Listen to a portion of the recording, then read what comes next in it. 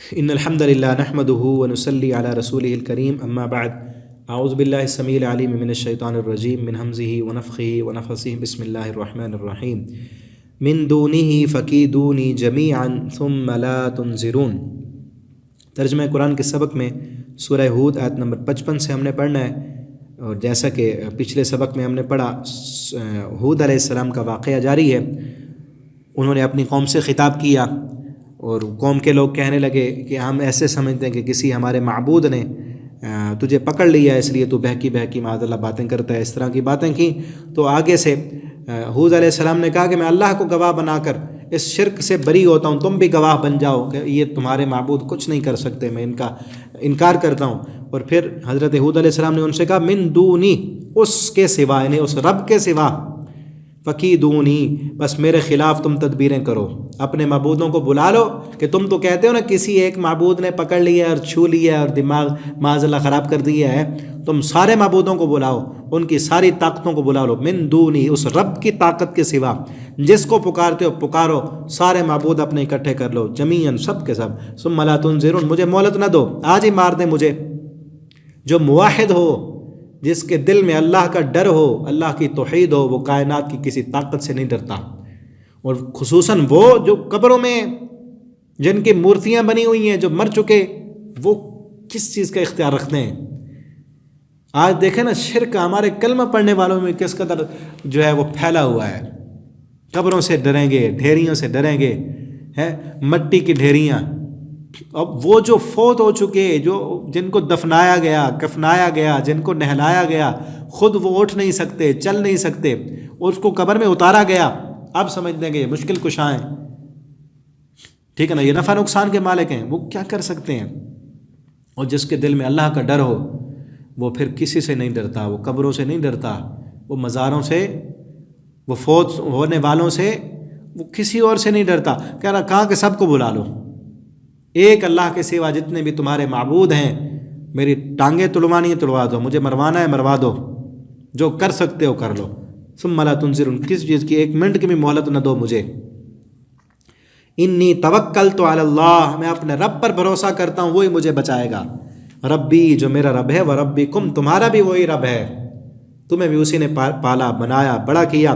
ما من دابہ، نہیں ہے کوئی بھی جاندار زمین پر چلنے والا، الا ہوا آخذ، مگر وہی پکڑنے والا ہے، بے ناصیتہ، اس کی پیشانی کو۔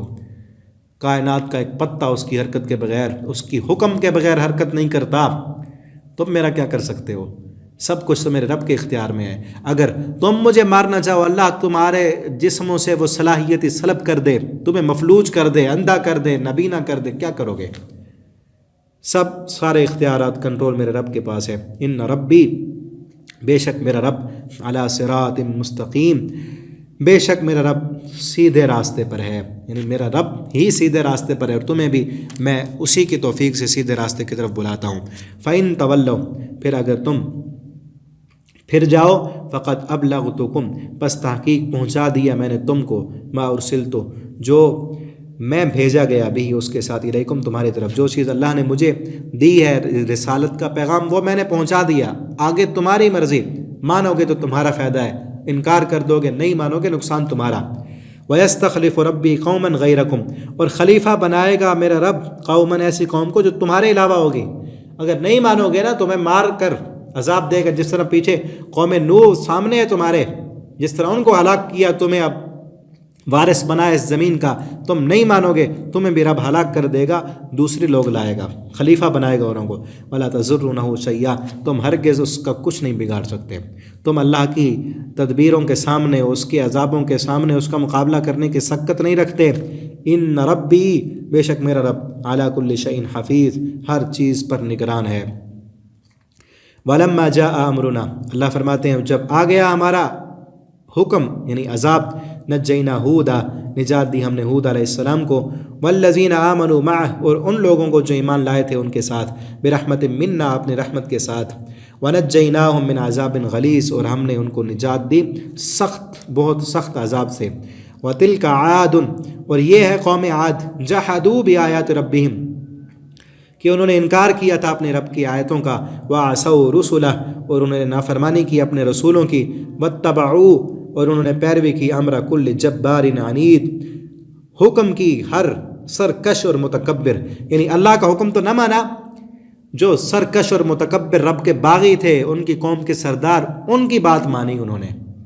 ٹھیک ہے نا. ابھی پہلے بھی پچھلے اسباق پہ میں نے کہا کہ صرف عبادت یہ نہیں ہوتی، نماز، روزہ، حج، زکوٰۃ، قیام، رکوع، سجدہ، یہ بھی معبود بنا لینا ہوتا ہے کہ کسی بڑے کا حکم ماننا. اللہ کے حکم کے مقابلے میں کسی اور کا حکم مانا، آپ نے اللہ کا حکم ٹھکرایا، سمجھو اس کو معبود بنا لیا ہے.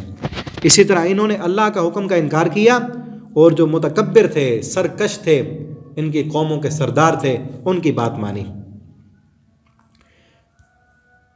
کل جبار عنید، ہر سرکش، سخت، جھگڑالو، عناد رکھنے والے، ان کی بات مانی. وَأُتْبِعُوا فِي هَذِهِ الدُّنْيَا لَعْنَةً، اللہ فرماتے پیچھے لگا دی گئی اس دنیا میں لعنت، ان کے پیچھے اس دنیا میں لعنت، یا لعنت کا معنی رحمت سے دور کر دیا گیا. وَيَوْمَ الْقِيَامَةِ، اور قیامت کے دن بھی ایسے ہی اللہ کی رحمت سے دور ہوں گے.